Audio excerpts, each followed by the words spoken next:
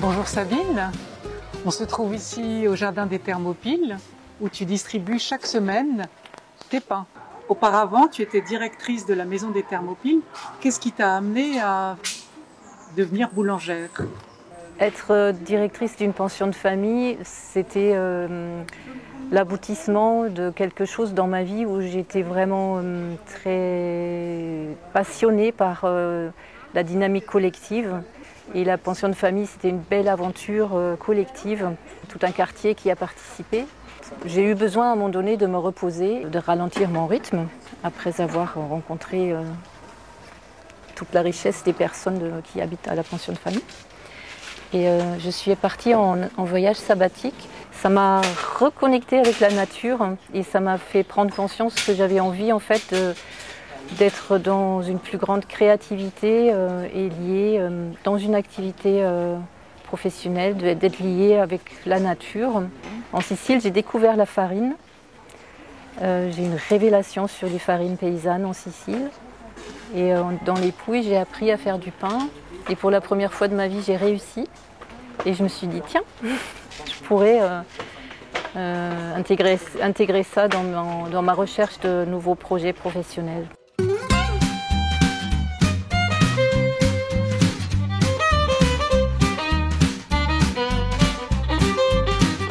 Qu'est-ce que tu as appris d'essentiel dans cette formation de boulangère?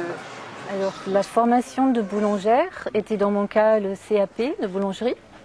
Que j'ai choisi de faire par respect du métier artisanal que représente la boulangerie. Je sais faire cuire des tonnes de pain en un temps limité et des viennoiseries. Et maintenant que j'ai donc réussi cette certification, je reviens à ma façon de faire le pain qui s'inscrit plutôt dans le monde des paysans boulangers. Qui travaillent avec des farines paysannes, des blés population.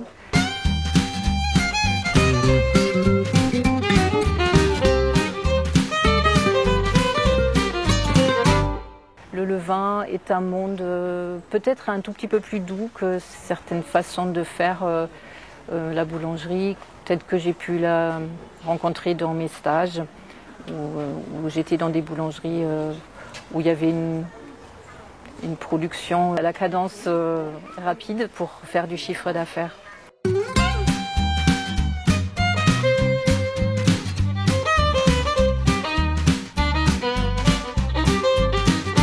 Mon univers du pain est celui des farines paysannes. Tes ventes passent essentiellement par la map du Moulin des Lapins. Pourquoi? C'est une de mes deux AMAP. Je suis très attachée à la solidarité telle qu'on peut la connaître dans une AMAP, Association pour le maintien de l'agriculture paysanne. Et c'est pour être en contact avec cette solidarité forte en tant que citadine avec les paysans, oui, que j'ai choisi de plutôt vendre en AMAP. Le monde entier pense à la guerre en Ukraine, à la pénurie au grenier de l'Europe, etc.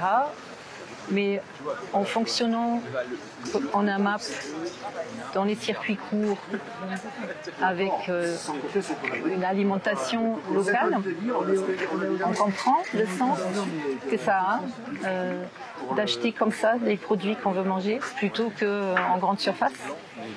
Parce qu'il n'y a pas quelqu'un qui décide à qui il va vendre, à quel prix les matières premières. On est juste dans une logique où les producteurs locaux, les productrices locales, elles ont des clients là où elles travaillent. C'est des grands moments de plaisir pour moi. Le mardi et le jeudi, je discute avec mes clientes, avec mes clients. Je suis heureuse quand je rentre chez moi de savoir quel pain ils mangent aujourd'hui. Et ça m'a beaucoup soutenue au début, quand je prenais mes marques dans le métier, pour avoir vraiment une production régulière, des pains fiables. Beaucoup d'indulgence et beaucoup de soutien.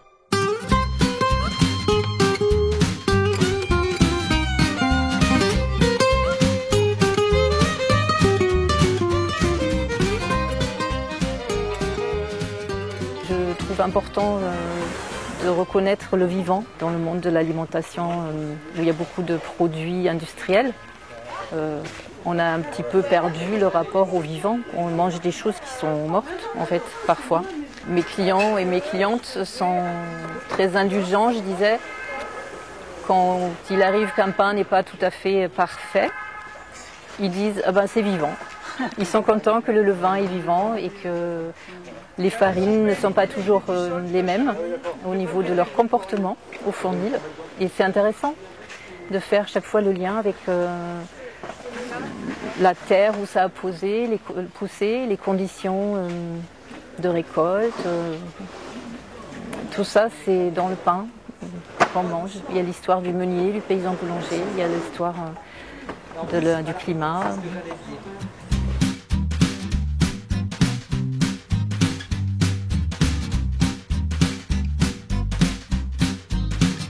Tes pains sont uniques également parce qu'ils portent chacun un nom que tu as totalement inventé. C'est vrai. J'ai, au fil de mes cheminements, donné des noms à mes pains. C'est un peu pour personnaliser, mais aussi pour dialoguer avec mes clients et clientes, pour raconter un peu dans quoi je suis. Et par exemple, ce pain-là, il s'appelle Révolution permanente. Je suis très attachée à l'idée de la transformation permanente dans le sens de s'améliorer, donc collectivement, quoi, pour aller vers un monde plus juste et plus agréable à vivre. J'ai un pain qui s'appelle Amitié. C'est mon pain à la farine de blé bise. J'avais envie d'avoir de la bise et l'amitié, c'est voilà, ça. c'est ça. Après le confinement, j'ai créé le pain au petit épeautre et j'ai trouvé le nom Sororité. C'est un pain que j'appelle Sororité parce que pendant le confinement, j'ai rencontré une voisine que je ne connaissais pas auparavant et on a eu plein de discussions sur le féminisme et la sororité.